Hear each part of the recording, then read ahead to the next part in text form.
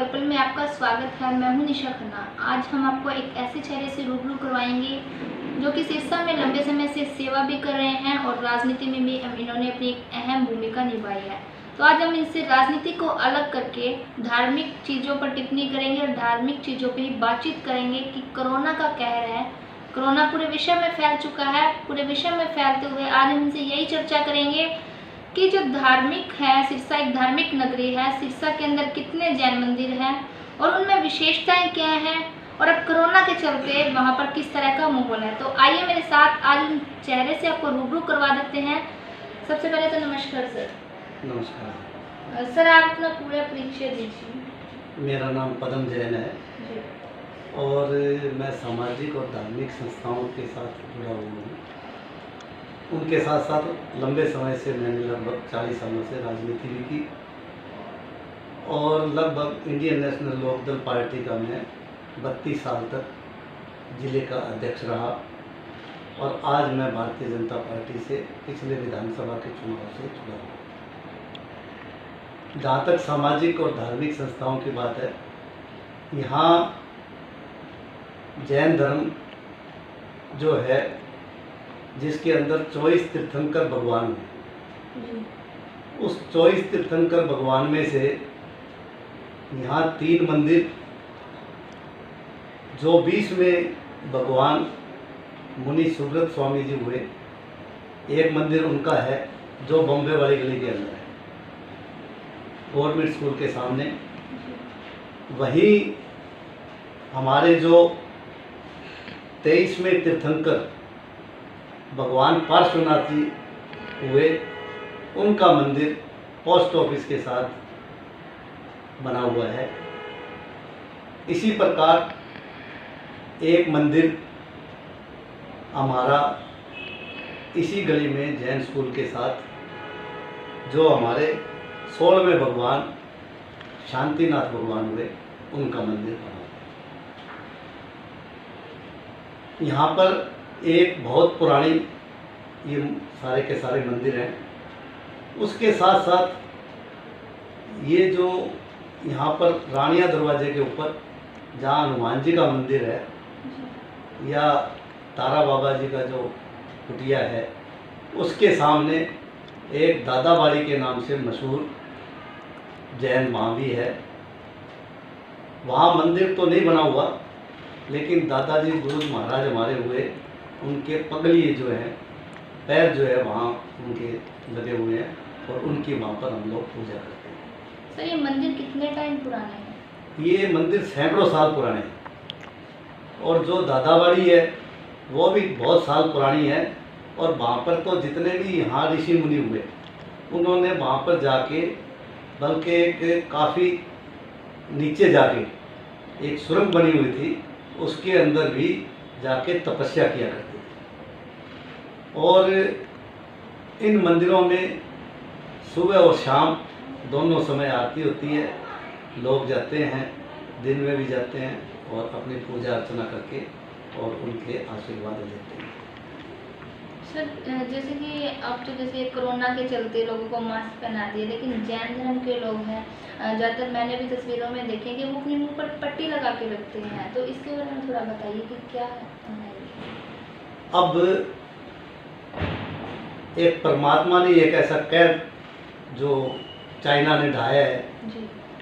कि सभी को जैनी बना दिया और जैन संत और साधवियाँ या श्रावक लोग भी मुंह पट्टी का प्रयोग करते हैं। साधु साध्वियाँ तो निरंतर मुंह पट्टी रखते हैं, लेकिन श्रावक भी कई लोग 2 घंटा, कभी 4 घंटे, कोई 3 घंटे जब अपनी एक सामायिक के रूप में करते हैं तो वो भी लगा के सामायिक करते हैं। इसका मकसद एक ही होता है, ये 6 लड़ी बड़ी हुई होती है, 6 इसके पलते खाए हुए होते हैं और उसके हिसाब से ये मुंह पट्टी बनती है। और इसका मकसद भी यही होता है कि हम मुंह से जब आवाज़ निकालते हैं तो उससे सामने जो कीटाणु है वो मरते हैं और उससे जीवित रहती है। जैन धर्म अहिंसा परमो धर्म है, इसलिए जीव की रक्षा करने के लिए एक तो ये, और दूसरा कई बार जब हमारा मुंह खुलता है हम आपस में बात करते हैं तो कई कीटाणु अंदर जाकर भी मरते हैं, उससे भी जीव हत्या होती है। इसके लिए ये मोमबत्ती बहुत हजारों साल पुरानी जो है साधु साधु थे वो लगा। तो अब कोरोना के चलते जैन धर्म और जैन मंदिर में किस तरह से ध्यान रखा जा रहा है सोशल डिस्टेंसिंग की, और किस तरह से पूजा अर्चना हो रही है उसके? जैन धर्म में कोरोना के समय निरंतर हमारे मंदिर बंद रहे। जी। अब सुबह शाम पूजा हो रही है और लोग भी जो सरकार के नियम बने हैं उसके तहत ही सारे कार्य हो रहे हैं। सैनिटाइज भी किया जा रहा है और सैनिटाइज के साथ साथ यहाँ सोशल डिस्टेंसिंग का भी जो है ख्याल रखते हुए उसी हिसाब से लोग आते हैं और उसी हिसाब से यहाँ पर पूजा अर्चना करते हैं। सिरसा के अंदर टोटल जैन मंदिर कितने हैं सर? टोटल 3 तो मंदिर है जो मैंने आपको बताया। जी। एक भगवान मुनि सुब्रत मुनि का, एक भगवान पार्श्वनाथ भगवान का मंदिर जो गोलदिघी के पास, ये अपने क्या नाम पोस्ट ऑफिस के पास, जी। एक ये शांतिनाथ मंदिर। ये 3 मंदिर जो है वो यहाँ है। एक दादाबाड़ी है जो दादा गुरु जी महाराज के नाम से है। ये 4 मंदिर यहाँ पर। तो इन मंदिर की विशेषताएं क्या है जरा वो बताइए। विशेषताएं तो ये जब हमारे 24 तीर्थंकर भगवान हुए जी। तो भगवान वो इसीलिए बने कि उन्होंने मतलब जो है तपस्याएं की। और जब हम भगवान को मानते हैं, किसी को मानते हैं, तो उस मंदिर में जाकर जब पूजा अर्चना करते हैं तो उनकी जो आभा मंडल है उससे हमें मतलब कुछ न कुछ हमें अर्पित होता है। और यही उसकी खासियत है कि आप अगर ध्यान से सुबह 4 बजे उठ के, 4:30 बजे उठ के 6 बजे तक अगर आप ध्यान लगा कर करो, और योग और ध्यान ये तो अब बाबा रामदेव जी कर रहे हैं। जैन धर्म में तो सैकड़ों साल पुराने से मतलब ये जो चीज़ है वो चल रही है। योग और ध्यान के ऊपर तो विशेष तौर पर, बल्कि जितने भी ये भगवान हुए इन्होंने इतनी लंबी लंबी तपस्याएं करके, इतना लंबे समय तक मतलब त्याग करके और ये जो है ना भगवान बने हैं। और इसीलिए इनकी पूजा अर्चना जो है वो हम उनके मंदिर में जाके या घर में बैठ के करते हैं।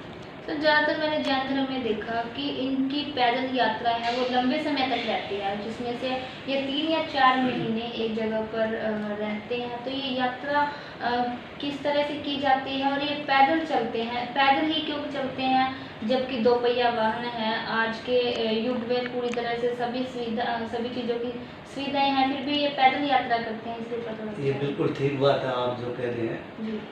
पैदल चलने के पीछे ये जैन धर्म में शुरू से ही, आज से नहीं, पैदल चलने की इसलिए बनाया गया। और 4 महीने स्थिरवास जो करते हैं वो चातुर्मास में करते हैं। और चातुर्मास का नाम दिया गया है कि चौमासा जो कहते हैं, उस चातुर्मास के समय में बरसातें बहुत होती हैं। उस समय बरसातें होने की वजह से वहाँ कीड़े मकोड़े जानवर, इस प्रकार के जानवर पैदा होते हैं। और अगर पैदल चलते हैं तो उसके अंदर जीव हत्या बहुत ज़्यादा होती है। इसलिए 4 महीने तो ये स्थिर रहते हैं और 8 महीने ये अलग अलग जगह एक दिन 2 दिन कहीं रहते हुए सारे शहर, सारी जगह जो है घूमते रहते हैं। और पैदल चलने के पीछे 2-3 कारण हैं। एक कारण तो पैदल चलने से आजकल लोग सारे कहते हैं कि पैदल चलना चाहिए, वॉक करना चाहिए सुबह शाम। तो उनका 8 महीने जो पैदल चलते हैं उनसे स्वास्थ्य ठीक रहता है। और दूसरा, पैदल चलेंगे तो हमारी जो प्रदूषण है, जब वाहन का प्रयोग नहीं करेंगे तो प्रदूषण की भी बचत होगी। और प्रदूषण के साथ साथ तेल की, ईंधन की भी बचत होगी। इसलिए पैदल जो है इनका बनाया। सर, सिरसा में जैन धर्म से कितने लोग जुड़े हुए हैं? जैन धर्म से वैसे तो अगर से जैन धर्म के नाम से परिवार कहें तो लगभग जो है परिवार यहाँ पर 350 के आसपास परिवार है। किसी परिवार के 5 सदस्य हैं, तो किसी के 7 है, किसी के 3 है, लेकिन परिवार जो है वो लगभग 350 जुड़े हुए हैं। और उसके अलावा जब चातुर्मास होता है, साधु साधुएं जब यहाँ आती है तो अन्य वर्ग के लोग भी जैन धर्म में उनके प्रवचन सुनने के लिए आते हैं। तो ये प्रवचन, जैसे आपने कहा प्रवचन सुनने आते हैं, तो प्रवचन कहाँ पर, कौन से मंदिर में करवाया जाता है?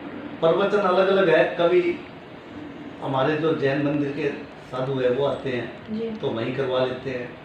वैसे अमूमन एक पंजाब नेशनल बैंक वाली गली के अंदर भी जैन सभा बनी हुई है, उसके अंदर भी साधु साध भी आते हैं तो वहाँ पर वचन होते हैं। एक यही जैन स्कूल के सामने जैन भवन बना हुआ है, उसके अंदर भी साधु साध भी आते हैं तो वहाँ भी प्रवचन होते हैं। तो जैन समाज की ओर से एक अस्पताल भी खोला गया है। ये जैन समाज की तरफ से भी है और जैन समाज में 13 पंथ धर्म संघ, जिसके पहले आचार्य भिक्षु स्वामी हुए और अब 11वें आचार्य महाशरमण जी है, जो पैदल यात्रा करते हुए इस बार उनका चातुर्मास जो है हैदराबाद के अंदर है। जी। और सरसा के अंदर भी हमने आचार्य महाप्रज्ञ जी जो हमारे 10वें गुरु थे, उनके नाम से एक हॉस्पिटल हमने खोल रखा है और उस हॉस्पिटल के अंदर हम 30 रुपये लेते हैं और 3 दिन की दवाई फ्री देते हैं।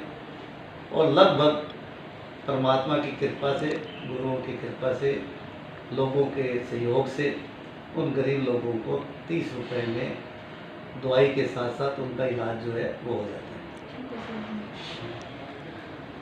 तो आज हमने आपको मिलवाया पदम जैन जी से, तो इसी तरह पल पल की टीम आपको मिलवाती रहेगी, हर अगले नए चेहरे से रूबरू भी करवाएगी। तो आज के लिए इतना ही, मुझे दीजिए इजाज़त, फिर मिलते हैं अगली अपडेट पर या मिलवाएंगे आपको अगले चेहरे से। इसी तरह आप हमारे चैनल के साथ जुड़े रहिए, लाइक और सब्सक्राइब करना न भूलें। फेसबुक पेज पर देख रहे हैं तो फॉलो और लाइक ज़रूर कीजिएगा।